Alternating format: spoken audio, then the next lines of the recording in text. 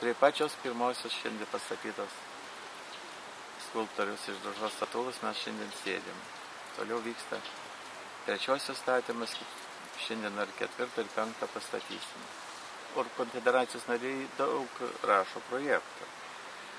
Ir daugiausiai tie projektai būna be išliekamosios vertės. Miestui, bendruomeniai.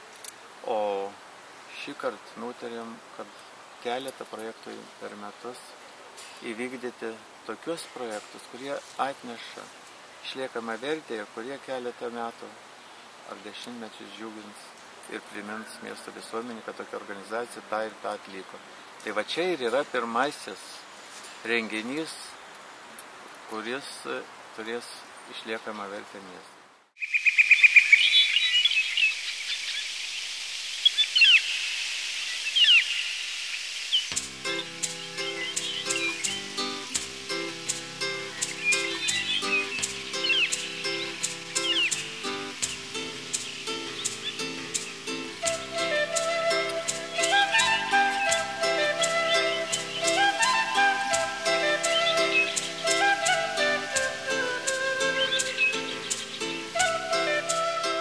Visą savaitę nuo aušros iki sutemų 5 menininkai iš ąžuolo rąstų, kirviais, kaltais ir pjūklais traukė po Staražieve tūnojusius Hanso Kristiano Anderseno pasakos herojus.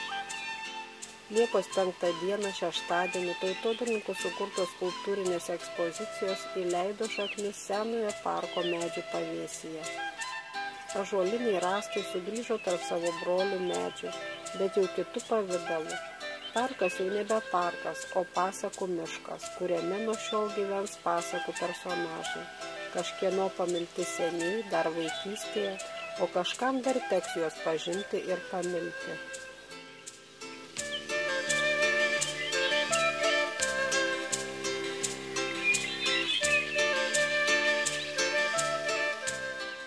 Pakviestas buvau draugų Žymantas Dalius, pakvietė.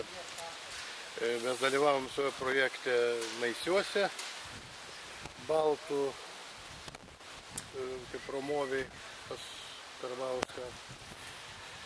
Na, susipažinom taip toliau, tika charakterį, tika stiliai.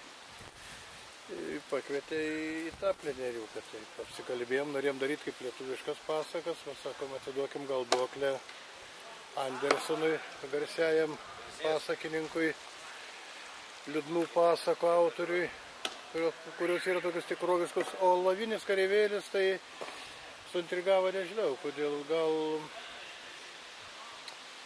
visos tos pasakos gražios, liūdnos, tokios gyvenimiškos, bet tokia liūdna meilės istorija apie tokį santūrų kaip žmogų, tą kareivėlį laivinį, kuris žiūrėjo į tą baleriną, tokios santūrios, platoniškos meilės pavyzdys. Sakyčiau, gal netartima mūsų baltiškajam būdui.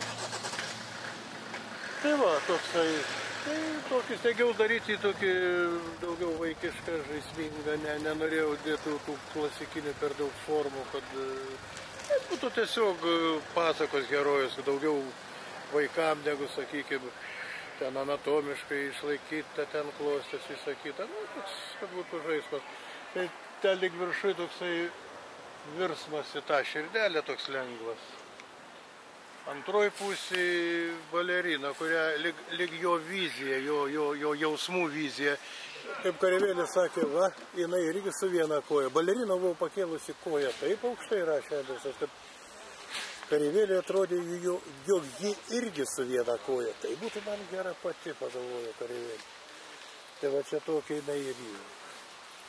Savęs nelaikau aš menininku, nors šeimoje ir brolius tapė, ir tėvuks buvo gražiadarbis, ir toks jau nuo vaikystės, atsimenu pečių, kaip mūrydavo, to molę nusikniaugdavau, prisilipdydavau balvonėlį ant garažo stogą sudėdavau, tai sesuo sudaužydavo, eilėlę sudegindavau tokiu modu. Paskui manė tapyti, grafikos tokie, bandžiau akmenį, bandžiau juveliriką, bandžiau mažąją plastiką, viskas įdomu, gal yra blogai, kada žmogus viskas nori pamuzikuoti, daug. Šis iki važiavau be jokio eskizo, turėjau tokią viziją ir sakiau, paimprovizuosiu. Čia absoliutus toks spontaniškas darbas, gal vienintelis buvau be projekto. Bet tas turi vėl savo patrauklumą, todėl, kad tu improvizuoji kiekvieną sykį. Bet tai netgi pradėjęs galvoje, jums visas eskizas vis tiek yra galvoje. Yra galvoje, todėl, kad jau ką permąstau.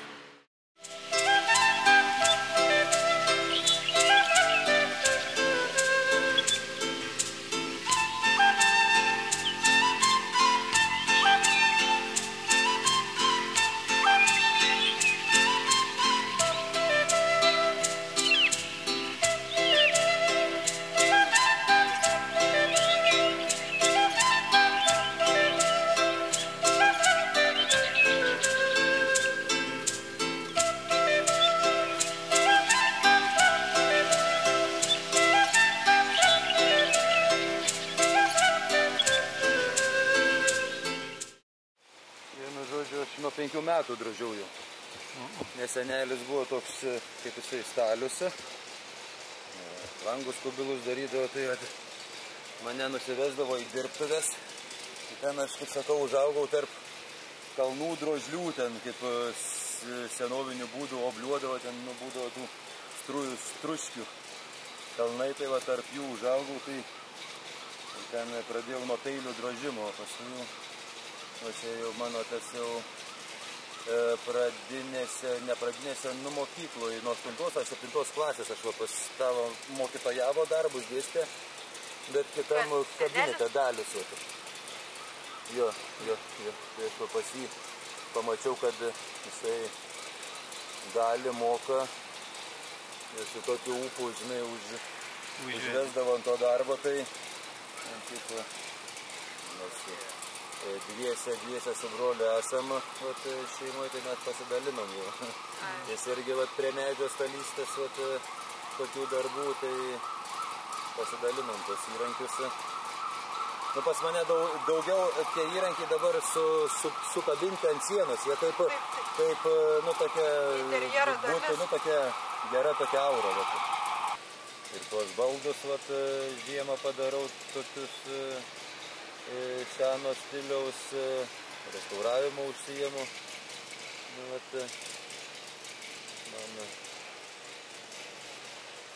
O tai Dalius kaip mokytojas, aš nesupratau. Jo. Gerokai vyresnis yra taip tada. Mokykloje buvo jūsų darbų mokytojas, kaip? Ne mano tiesiogiai, bet būdavo 2 paralelinės klasės, kur 2 mokytojai kur būdavo ir ta prasme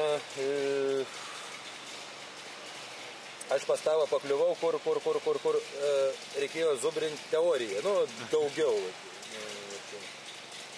Bet aš pamačiau, kad Dalius jisai teorijos daugiau praktika ir kad taip jis drožia.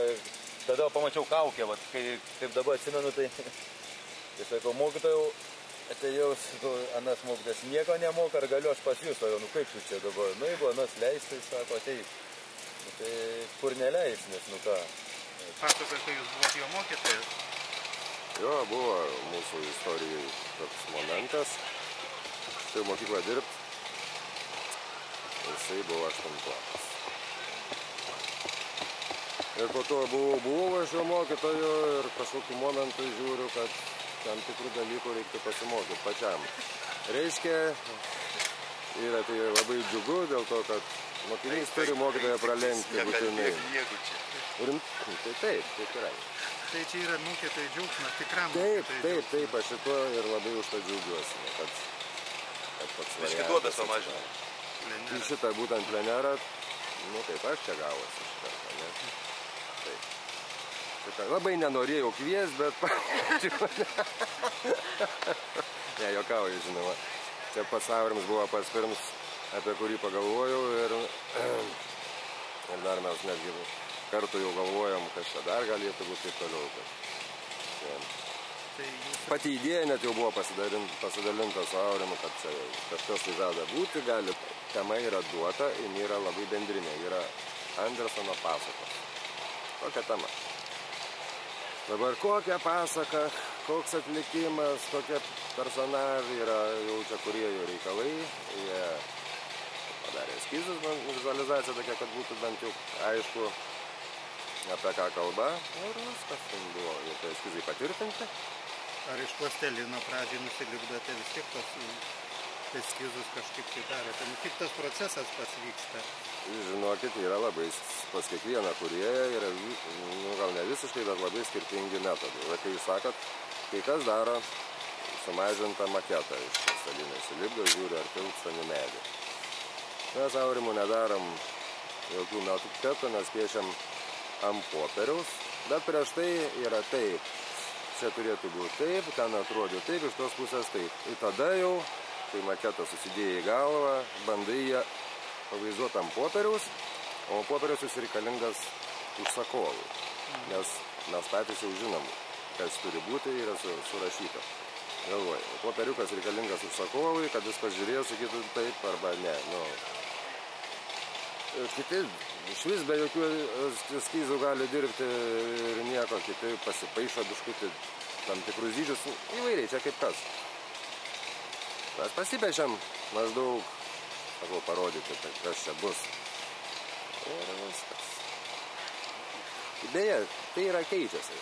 Aš anksčiau, pavyzdžiui, susipaišydavau po 10 cm, ašinę liniją, visą kitą, visiškai tai yra bevertis, nes prieini prie medžių ir žiūri, kad jis visai tau neleidžia to daryti, kad tu čia prisipieši.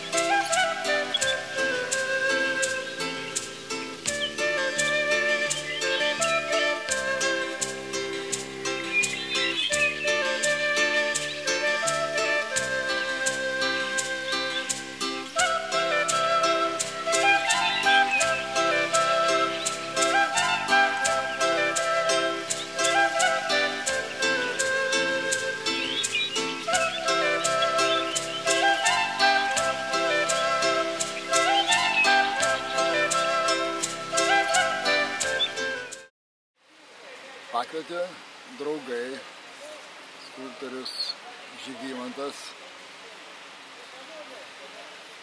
Mes pažįstami senai, ir tas kolektyvas visas, čia jau mes seni draugai visi.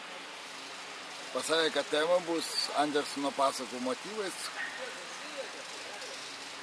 ir reikėjo pasirinkti pasakas. Tikriausiai. Pasirinkau šiaip tą Sniego karalienę, įdomi pasaka, labai žinoma ir gimė mintis, kaip pavaizduoti visą tavo Sniego karalienę, Gerdą, Kajų. Nu viskas, paskui liko įgyvendinti. Menų susidomėjau dar vaikystėje.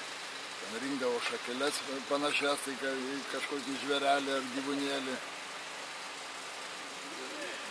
O pastumėjo drožti gėlę tikriausiai. Dirbo dailės kombinate, atsineždavo namo padrožinėti tos suvenyrų dėžutės.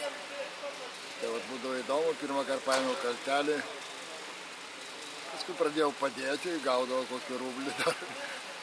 Toks buvo stimulas. O jau su didelė skulptūra susidomėjau tikriausiai nuo 95 metų jau. Važiavau pas Prienų drožėjus, pas Algimantą Sakalauską mokintis, nes irgi buvo labai nedrąsu, galvojau, kaip čia galima prieiti prie tokio didelio ąžuolo. Vat, ten gyvenau Prienuose, nuovaus būtai dirbo. Kai pradėjau dirbti jau savarankiškai. eskizai, taip toliau galima daryti ir modelių, bet atvirai pasakius, man nelabai tai gaunasi, nelabai tai mėgstu, man jeigu mintį užmečio ir paskui medis pradeda jau pats, jau diktuoja ir su juo jau tada tas žaidimas, o man šitas procesas patinka pats.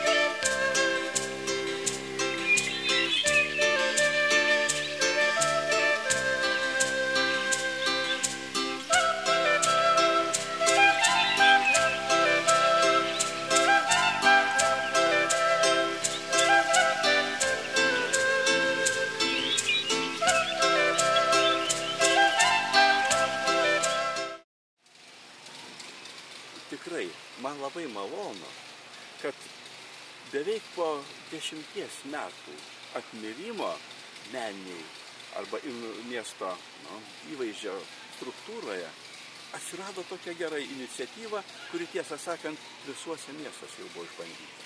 Tautodailininkų pleneras.